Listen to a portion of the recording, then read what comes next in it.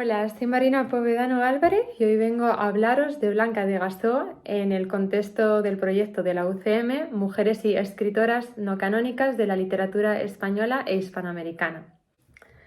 Blanca de Gasó es una poeta de la segunda mitad del siglo XIX y ocupa un modesto lugar en el denominado por romanticismo literario.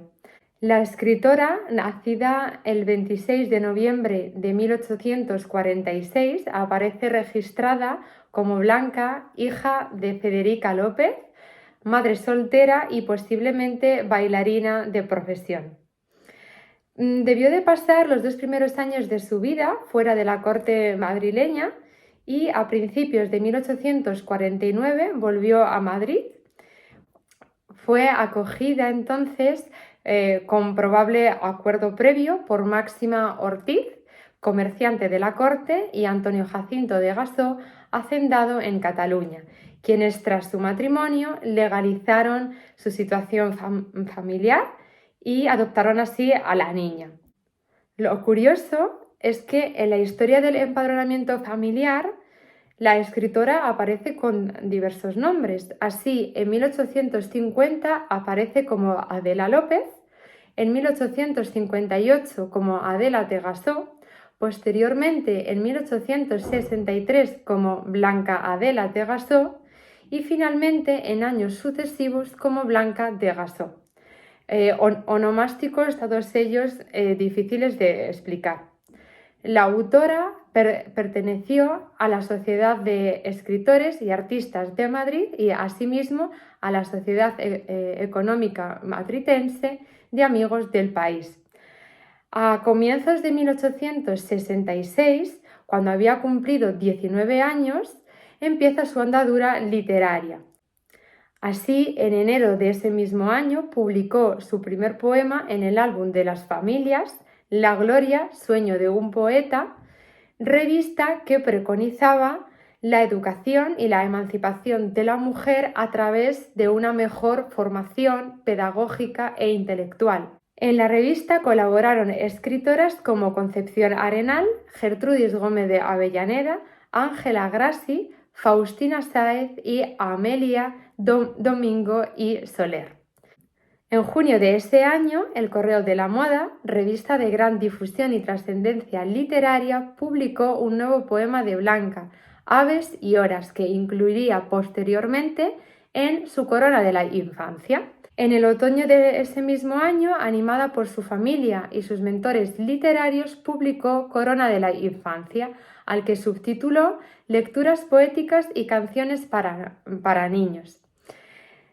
Con esa obra, Blanca adquirió cierta celebridad en el mundo literario de la época. Corona de la Infancia es un compendio poético que constituye la obra más representativa de Blanca de Gasó. Se trata de un poemario que contiene una muestra de la mejor literatura infantil en verso, una colección de cantares muy originales y peculiares, una muestra de la nueva poesía sentimental y subjetiva de la época, en la que no falta la experiencia más auténtica de la religiosidad infantil y la musicalidad de sus ingenuas canciones llenas de lirismo y sensibilidad artística.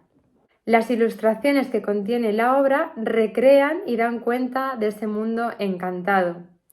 Los rasgos más destacados del poemario son, por un lado, el dominio de la versificación de la autora, el fluir de la musicalidad dentro de la variedad estrófica, junto a unos contenidos plenos de sencillez e ingenuidad acorde con el público lector infantil.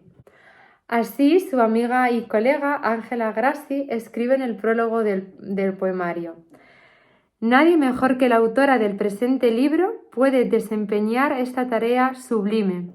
Niña como los niños a quienes dedica sus cantos, pero dotada de una profundidad no común de ideas, puede revestir los graves pensamientos que la ocupan con las galas de su lenguaje infantil y persuasivo. La obra se encuadra dentro del género de la tradición de la literatura infantil, en la que destacaron poetas de la época como Campoamor y Fernán Caballero. Blanca, con Corona de la Infancia, siguió con originalidad la senda marcada por esta incipiente literatura infantil. Aunque forma parte de la tradición pedagógica de todas las publicaciones infantiles de la época, como Educación pintoresca de 1857, su novedad consiste en el lenguaje poético empleado, tan sencillo y tan ingenuo que parece escrito por un niño que supiera expresarse con esa gracia inteligente y ese candor lírico. Sin embargo, el contenido de los cantares o coplas que contiene la obra se alejan del modelo de los cantares populares y este es uno de los elementos más característicos de esta obra, puesto que aquí están al servicio de sus tiernos mensajes a la infancia que les sirvan así a los niños y niñas para recitar o cantar con mayor facilidad y emotividad los pensamientos y actitudes que desea transmitirles. Un ejemplo de estos tiernos cantares sería, por ejemplo, mi librito, que voy a leéroslo.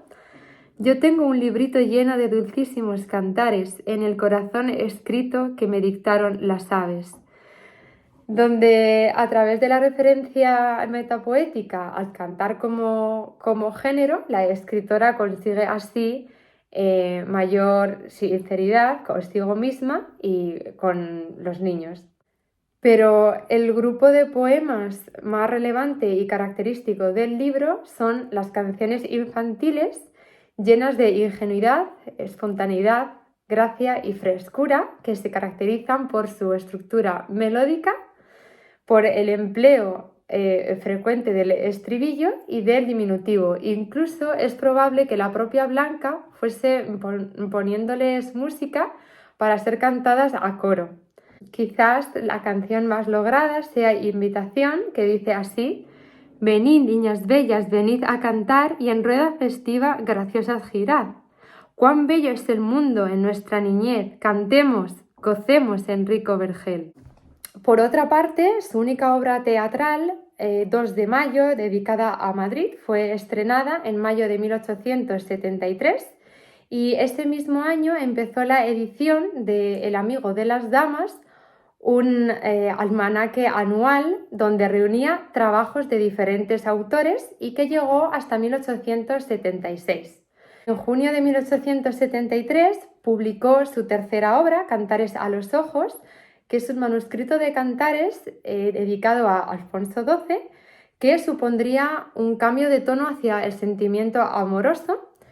Finalmente, sus composiciones teatrales, la comedia El primer vuelo y la tragedia Numancia, aún no se han localizado. Su trayectoria vital concluyó de manera trágica, como demuestran los periódicos de la época. Blanca fue asesinada en 1877 de un tiro de revólver por su padre adoptivo, quien a continuación se suicidó. Hecho que fue explicado como efecto de sus planes cabalísticos y su disconformidad con los amores de su hija. De hecho, Blanca, 10 días antes de ser asesinada, había contraído matrimonio con su novio.